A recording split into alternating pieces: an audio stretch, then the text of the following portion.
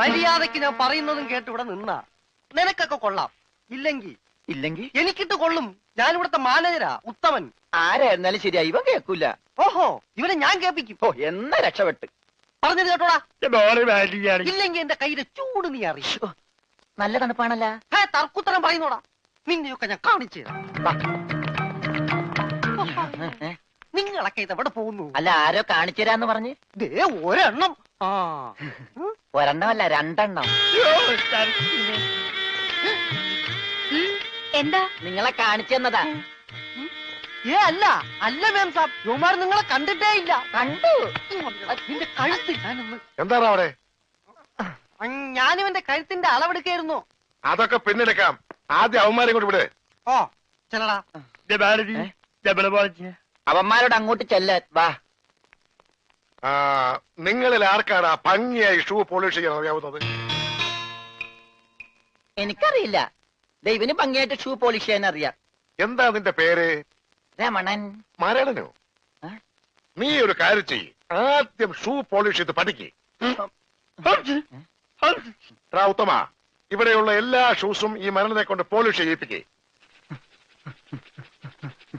എന്റെ അമ്മോ, ബാറ്റ കമ്പനി പോലും കാണില്ല ഇത്രയും ഷൂ. ഇതൊക്കെ പഴയതാ. ഇതില് ചെയ്ത് പഠിച്ചിട്ട് പുതിയത് തരാം. പിന്നെ കാലുകളിൽ കയറി കുറെ പുറത്തു പോയിട്ടുണ്ട്, അതൊക്കെ തിരിച്ചു വരും. ഇത്രയും ഷൂ റോട്ടിൽ നിന്ന് പോളിഷ് ചെയ്താ ഒരൊറ്റ ആഴ്ചക്കുള്ള ഒരു ബോട്ട് വാങ്ങാൻ പറ്റും. ഒന്ന് സഹായിക്കടാ. ഏയ്, അത് പറ്റില്ല. നിന്നോട് പറഞ്ഞ പണി നീ ചെയ്യണം. അതും പറഞ്ഞ സമയത്തിനുള്ളിൽ തീർക്കണം. ഇല്ലെങ്കിൽ ബെൽറ്റിന് അടി കൊള്ളും. ആഹാ, അത്രക്കായ എങ്കിൽ പറഞ്ഞ സമയത്തിനുള്ളിൽ തീർത്തിട്ടേ ബാക്കി കഴിച്ചു.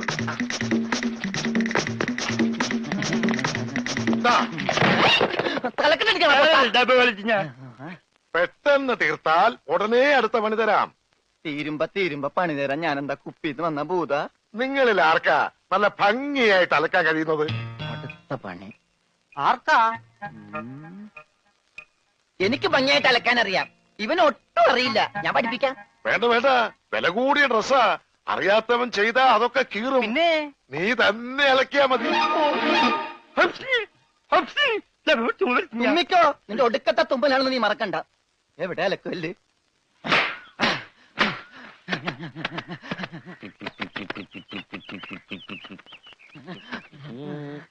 അവന്റെ ഒടുക്കത്തൊരു ടൈറ്റാനിക് ഉണ്ടാക്കി കളിക്കലി. എല്ലാം മുങ്ങി പോട്ടെ. 10 മണിയുള്ള ഉടുപ്പ് കൊടുത്തോണ്ടല്ലേ അവനീ പോസ് കാണിക്കണത്. മര്യാദക്ക് ഇന്ന് അലക്കടാ, ഇല്ലെങ്കിൽ മനീന്ദർ സാബ് നിന്നെ എടുത്തിട്ട് അലക്കും. അതെ, അറിയാൻ പാടില്ലാണ്ട് ചോദിക്കുക. 2 വർഷമായിട്ട് ഇവിടെ അലക്കുന്നതിനൊന്നുമില്ലേ? വാചടിക്കാതെ വേഗം അലക്കടോ, ബാക്കിയുള്ളവരും തുണിയും കൊണ്ട് വരണുണ്ട്. നന്നായി.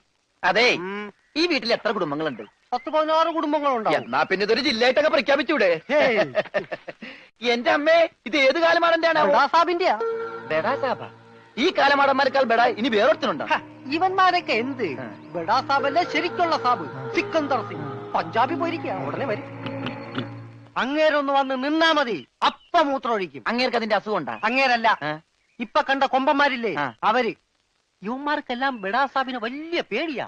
എനിക്കും. കാണ കഴിയാനൊന്നും എനിക്ക് പറ്റൊന്നുമില്ല. നഹി നഹി എന്ന് പറഞ്ഞാൽ നഹി. പോടോ ഹേ. ചെല്ലടാ ചെല്ലി, പോയി കാണ കഴുക്. നല്ല വൃത്തിയായിട്ടൊക്കെ കഴുകണേ. കാണല്ല ഖാന. ചപ്പാത്തി ഞാൻ അയാളെ വിളിച്ചത്. ആണാ? എന്റെ അമ്മോ, വിശന്നിട്ട് നിക്കാൻ പറ്റണില്ല. വേണ്ട, ഇനി അങ്ങോട്ട് ചെല്ലണ്ട. വേണ്ടാന്ന് പറഞ്ഞിട്ട് തിന്നാൻ ചെന്നിരുന്നാലേ അങ്ങേര് നിന്നെ ചപ്പാത്തി ആക്കി ചുടും. എന്റെ ദൈവമേ, എന്തൊരു ശിക്ഷണത്. പണിയൊക്കെ എനിക്ക് തീറ്റ അവനും. പിന്നെ എന്തെങ്കിലും എല്ലാരും തിന്നു കഴിയട്ടെ, നിന്ന് അലക്ക്. എന്തുവാ ഇത്? ഇതെന്നെ മുതലാളിയാണെന്ന് ഒരു സെക്കൻഡ് ഞാൻ ചിന്തിച്ചു പോയി. അയ്യോ, ഇത് നിന്റെ മുതലാളിയല്ല. ബെഡാ സാബിന്റെ ഒരേ ഒരു പെങ്ങള് മാം സാബിന്റെ ചുരിദാറാ. ഈ ചുരിദാറിനൊന്ന് വേദനിച്ചാ മതി, ബെഡാ സാബ് നിന്നെ ഈഞ്ച പരിവാക്കും.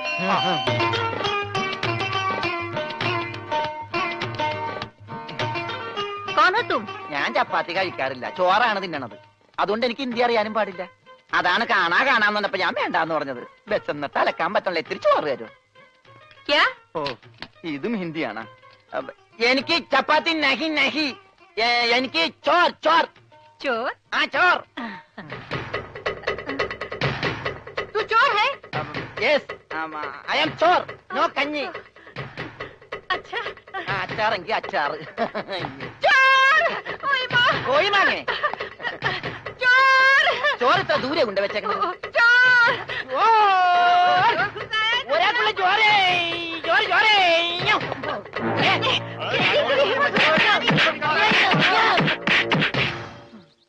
പതുക്കെ. ഇതെന്തൊരു നാടാ.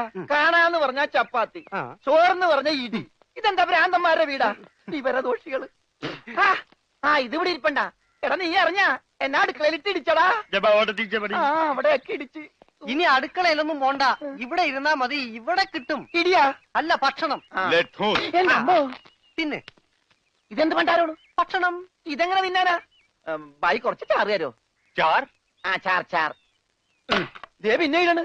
ഇതെന്താടോ?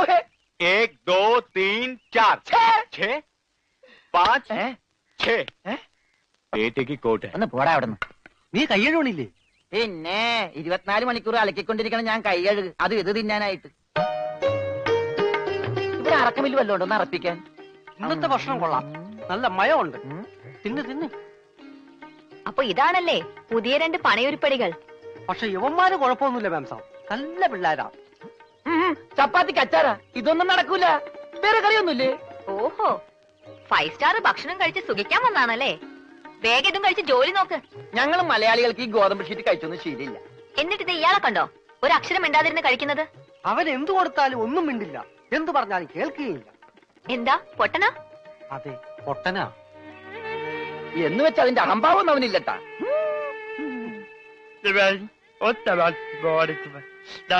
തിന്നെടുത്തോടാ. കൊടുത്തോ മിണങ്ങിക്കോ. എന്താ? അതുപോലെ ഉണ്ട്, ഇവിടെ ഉണ്ട്. മൂണുങ്ങ്.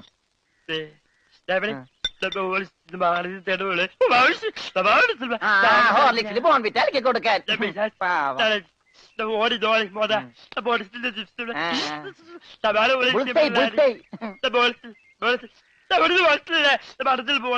എല്ലാം 2 പ്ലേറ്റ് എടുത്തോട്ടാ. എന്റേടാ അത് തിന്നോ. ഇതാണോ താൻ പറഞ്ഞ മാം സാബ്? ഇതും ഒരു മാം സാബ് തന്നെ. ഞാൻ പറഞ്ഞത് ഇതല്ല, ഇതിനേക്കാൾ വലിയൊരു മാം സാബ് ഉണ്ട്. തന്റെ കൂട്ടുകാരനെ പോലെ തന്നെയാ. നല്ല തീറ്റയാ. അതല്ല, സംസാരിക്കാൻ കഴിയില്ല, പിന്നെ കാത് കേൾക്കാം. ദൈവത്തിന്റെ ഓരോ വികൃതികളെ.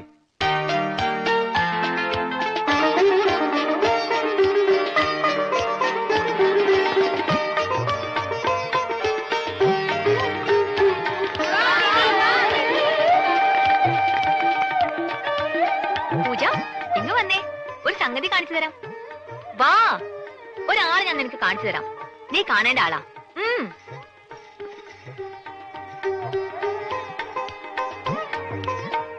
ദേ ഇയാളാ. ചെവിയും കേൾക്കില്ല, സംസാരിക്കാനും കഴിയില്ല.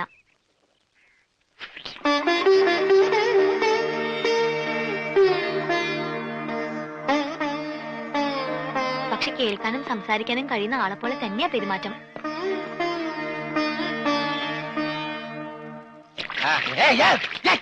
തലയോടി വെള്ളം വെച്ച് പിന്നെ ഞാൻ കൊല്ലും.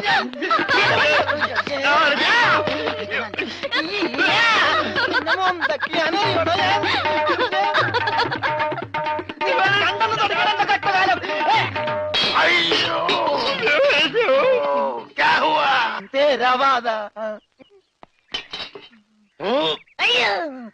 ഞാൻ സാബിനെ കണ്ടില്ലായിരുന്നു. ഓഹോ, ഓ, കാണാതെ എത്ര കൃത്യമായിട്ട് ഇവിടെ തന്നെ നീ എങ്ങനെ എറിഞ്ഞു കൊള്ളുത്തറ? ഞാൻ ദൈവനെ എറിഞ്ഞത്. ഈ മിണ്ടാപ്പുറാണിയാണോ നീ എറിഞ്ഞത്? എടാ എറികളാ, അവന്റെ മോന്തയ്ക്ക് തന്നെ കൊള്ളണം. ഈ ഭാഗത്ത് എറി.